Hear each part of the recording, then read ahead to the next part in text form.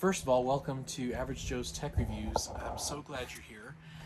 Sorry, the quality of the video is not as good as previously done. I'm using my cell phone today because, well, we just got back from vacation and I didn't have a lot of time to prepare to do like a big major review like I've been doing. So today's going to be kind of quick. Today's review, I'm kind of going backwards. We talked about the Surface 8, if you remember, a few episodes ago. In fact, it might even been the last one. I don't even know because I'm not prepared, and I just was like, hey, I'm outside. Thunderstorms are rolling in. I'm kind of excited. I love thunderstorms. So, but we're going to be looking at a product that I had kind of talked about that I wanted to get and kind of test with the Surface 8, and that was the Brydge, the Brydge portable keyboard. And we'll kind of move this in, but it has these little attachments. We're going to talk about this device today. So I finally did it. I think it was on its way when I'd made the video, or I was going to order it, and I did. And so I ordered it purposely to arrive before we went on our 2-week vacation so I could use it while on the trip. Like riding in the car, sitting on a couch, just with me while I was traveling around to kind of see how this thing works. So the product is very simple, just comes with this device. I don't even remember if it came with a plug. No, it did not actually. It uses a standard USB-C to charge, and then as you can tell, we'll just talk about it. It's got a little bit of a weight. It's nice. Metal case here, aluminum case, so it's very firm, doesn't bend.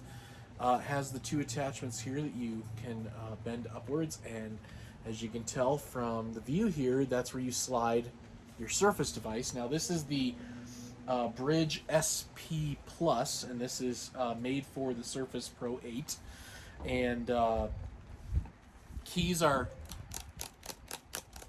nice clickety-clackety keys, like if you were looking for something that gave you that kind of noise and that kind of feel when you press down. Nice distance, just feels good. Has a touchpad that has a nice click to it. Pretty user-friendly once it's charged. There is a power button right there with your Bluetooth, and you do have that you basically turn on, you function and push that button and it'll blink blue. But basically, let's break out the Surface here. Here's my Surface Pro 8. Basically, we're gonna slide this bad boy in, and it just slides in a little bit because it has the grippies, and voila, there we go. And it feels like a laptop. Not only is it screen heavy, but also it has some weight in the bottom. It closes. Feels like a laptop in your hand, like a nice small-sized laptop. Also gives you the ability to kind of slide it in there, and opening it up just like a laptop, just very easy. Okay, simple. And obviously, like I'm sitting here in a rocking chair, I have no worries about this thing falling over or falling down. You don't need your pop out your stand because again, you have the weight from the keyboard to keep it upright while you're in a chair. So first things first, first impressions, that's really amazing and just very exciting when you get this, because obviously a lot of Bluetooth keyboards you don't get that, and obviously with the keyboard that you can buy for your Surface from Microsoft, it's not very heavy, it doesn't have the weight, and the flimsy attachment here means that you can't just you can't hold it like this for when you're wanting to get out there. And obviously you don't have to, and it's harder to have it on your lap when you're traveling, like I can still lean back the screen, I can type away, I don't have to worry about having something to support the little hinge that comes out from the Surface to keep it up, because that's always been my biggest problem when I take it on conferences and stuff. Is like if I'm in a regular chair without a table, I'm kind of like, it's like this, and then I'm like that, and then I'm popping that thing out, it's on my knees, and it's really uncomfortable. It's like now if I'm lucky enough in a conference with a table, I can just pop up my Surface without this type of keyboard, and it's great. So no major issues with the design of it and its functionality like this. It's perfect. Now comes the problems. So got this during Prime Day, so I was able to get it for a pretty decent discount because these things do run over $100 for the SP Plus for the Surface 8. I had seen some of the issues about it that I had read about and researched about, which was basically like you turn it on, it'll work perfectly, which it did for me. I turned on my Surface, I connected it, did all the Bluetooth connecting, and everything worked fine. Keyboard worked fine. You type it, there was no lag or delay while using this product. I'm getting my Surface actually up and running right now. Um, and to power it on, you hit function and the Bluetooth power button that I showed you. Alright, so let's 1, 2, 3. Okay, now it's on. Even has a backlit keyboard, which is amazing. But just so you know, I've already connected this to the Surface. It's actually quite easy. You would actually hold function and power. I'm sorry, just hold the Bluetooth button for I think it's 3 full seconds, and then your computer will be like, "Let's connect to a device." So right now I'm closing all the pop-ups. So if we hit that,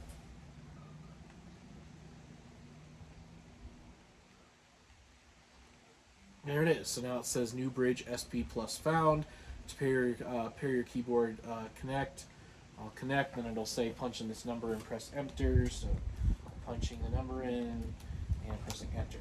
So at this moment, it's connected. My mouse is working fine. Windows key, everything is working just fine. As you can tell, I can hit the Windows button. There's Windows. You can't really see the mouse, but it's working. I guess to show you it's working, I can move around my Chrome. Here we go. So there it is, moving around with the touchpad, enlarging it, shrinking it, all the fun stuff. So there we go. Everything works great. Here's where the problem starts. So what I researched was that a lot of people were having issues where basically, like, you can close this, okay? Close it like a real laptop. It'll put the Surface to sleep, okay? Just like a normal laptop would. You open it back up. Now, if you open it back up within a few seconds, like I just did, connection's great. But let's say I close this and I put it down for 5, 6 minutes, maybe 10 minutes at the most. Pick it up, open it up, and guess what? All of a sudden, now it's working out because obviously this was within a few seconds. No more connection. Weird, because you're thinking it's connected. And same thing if I turn the keyboard off, so you hit function, hold the power button, and it'll turn a red color to show you that it's off. Okay, now it's off. I've turned the keyboard off to save battery power for the keyboard, okay? Let's say now I want to start it up again. So now I'm going to push it till it blinks green. Okay, backlight, as you can see that in the video. But now, guess what? I have no connection anymore. Now, if I go into the Windows Bluetooth area, which I have to now go here, go to settings. I have to use the, let's see, Bluetooth and devices. I know you're like, share the screen, man. Well, I'm outside with my cell phone, so I'll read. And I go here to my devices, and there it is on my devices, the Brydge SP Plus V1. It shows it as paired, but it's not. It's not actually connected. And so now I have to do the whole pairing process again. I have to press and hold the Bluetooth button. Windows will tell me something wants to pair. I'll go through the connection, and then I'm connected for the time. There is a timeout for the keyboard of I think 15 minutes. So if I sat this down, and went to get a snack, a drink, and bathroom, what say you, and now I come back to the laptop 16 minutes later, and it timed out. I'll get it to come back from being asleep. The keyboard. Well, guess what? Same thing. I cannot connect to the Surface.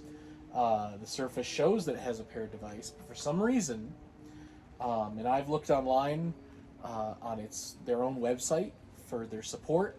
I've looked on the Reddit boards. I've looked on general Google searches on this particular problem, and everyone tells you, well, delete it, re-add it, go into your system management and reload your Bluetooth, whatever's, and and I did those things, that's where the issue comes in. Is no matter what I did, and following the directions of other people and techs and even the support groups within their website at Brydge, at the Brydge.com, uh, would not solve the problem. And I didn't see any feedback from the employees at Brydge that actually fixed the problem. And so I can't answer it. Is it the device or is it Windows or is it both? It seems to be the device, because for some reason when the device comes back awake, it doesn't repair the connection, doesn't reconnect automatically like anything else that we do that has Bluetooth. It just will not reconnect with with any Bluetooth device that it may be connected with. So at first I was like, maybe I can deal with that, right? Maybe I can, maybe that maybe that's not as big of a deal as some of the people have made it on their chat rooms and in the support groups. Okay, maybe it's not that big of a deal. And I thought, okay, I'll give it a roll. I would have this thing and maybe in the car, and I did close it, and then I'd be like, oh, and I'd quickly want to take notes about something, and all of a sudden, oh crap, now I go through the whole connection process. Now it only lasts like a minute and a half to connect it, but when I was doing a study during my vacation, taking notes on a book I was reading because I'm helping out a church with some leadership stuff, it's like I wanted to immediately get in there on my Evernote and just start typing the notes away.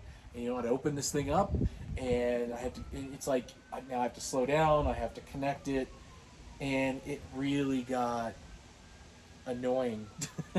It really did, and especially like when I was out with my camera bag, with my cameras, and my dongles and all that to load pictures and work on Lightroom, and I had this in the backpack as well, and then I'd go and sit down on a beach chair and start working, and it's like I can't get working. I gotta go through so it got really annoying really fast, and it became a hassle to my own workflow of just trying to get things done, like use Lightroom and load things up and get things edited, and it slows you down, because then it's like, okay, with my Lightroom, like once I was done editing a lot of the photos, then I was exporting those photos, especially a whole batch of very large photos, onto the main hard drive here. I would walk away while it was doing that, because it would take some time to export those, and then it was also doing the cloud sync with Lightroom, and I'm using a friend's Wi-Fi, so that took a little while. So I'm walking away for 15, 20 minutes to get a drink, have a snack, hang out with the kids, and I go back and check. Well, guess what I can't do right away? I can't use the mouse, I can't use the keyboards. Now I got to reconnect everything. It was a pain. It was an absolute pain, and none of the stuff online was able to fix the problem. And from what I've heard, it's not the only one. This is not the only one that has a problem. It seems to have problems with their versions of the keyboard that go for the Surface 7, and even they have one they made for an iPad. Like, just seems to be a continual problem. And so I told you guys I would check it out and I would take a look at it, and I would say I have. I was very excited at the initial, like, wow, this is going to be great, and it did. And it's great to sit on your lap like a real laptop. And I know some of you might say, well, then why didn't you just buy the Surface laptop? Well, part of it is because I do like having the tablet mode on this, to just be able to have it without all the extra stuff on it, like a heavy keyboard, whatever. Because I know with the Surface laptop, you can fold the keyboard around, kind of like those Lenovo Yogas and all those other like Windows computers that now like where they can fold the keyboard behind and you can hold like a tablet, but it's just extra heavy. And that's not what it's like, it's nice to be able to have it as just a tablet, so I can do things freehand while I'm walking around without having to worry about having the keyboard on it, etc. So that's the reason I like the Surface Pro 8 the way it is. I was not interested in especially the newer Surface laptop, because the newer one, because I think the Surface, I forgot what, I think they're on Surface Laptop 4 now, and the 3, you could separate the screen from the keyboard and use it as a tablet, but the new one, you can't. It's all together, you can't. And I toyed with them at like the stores, like do I like this? Do I want to keep is this what I want? And I just didn't feel right, and I'm not a fan of that. So I would say I would not recommend this product unless you're very patient and you have no problem spending those few minutes every single time you're turning on your Surface. There was a point where there were 10 of those Brydge devices, same SP Plus, listed on my Bluetooth because I'm reconnecting it every time. And I would delete all of them and then try it again, thinking, oh, because that's what they would suggest online was, oh, well, just delete them all and then put it back on and it'll be fine. And no, it didn't work out that way. So unless you're super duper patient and you can deal with that, then fine, get it. Like I said, I love the way it feels. I love how I can sit it on my lap, like if I go on an airplane or on a car ride. But it looks like for my upcoming conference at the end of the month, where I'll be going to Georgia, I may have to take my regular like high-powered laptop with me, my regular Lenovo ThinkPad, because when I'm on the airplane, I'm going to be taking, writing notes and preparatory stuff of stuff I'm looking forward to at the conference and stuff I'm hoping to learn, and I won't be able to enjoy sitting in an airplane seat with the Microsoft Surface 8 because there's just no way to really. And even when you have the airplane table, it's still, because that back thing that holds it up, and you want to kind of sit your screen at whatever angle you're comfortable. I'm not comfortable with it straight up like this staring at me, like I want it back a little bit. But on those airplane tables, that means the hinge is just going to flatten it down. It's like, just go behind the table. So I'm disappointed. I really was hoping, even though I researched it and was like, well, maybe I'll get lucky. Because sometimes I do. Sometimes I've gotten products where the background of the product has not been the best, and mine seems to work just fine. So I find myself just disappointed in this product. It is very well made. It just seems that whatever's going on with the electronics or however they do their Bluetooth in there, it just does not want to work. And I mean, I would keep this because I'm going to be returning it because it's just not working how I hoped. I would have even I would have suffered with, because it has a USB-C here, I would have suffered with a short USB cable that connected to the USB-C on the device and made it a hardwired product just so it would work 24/7.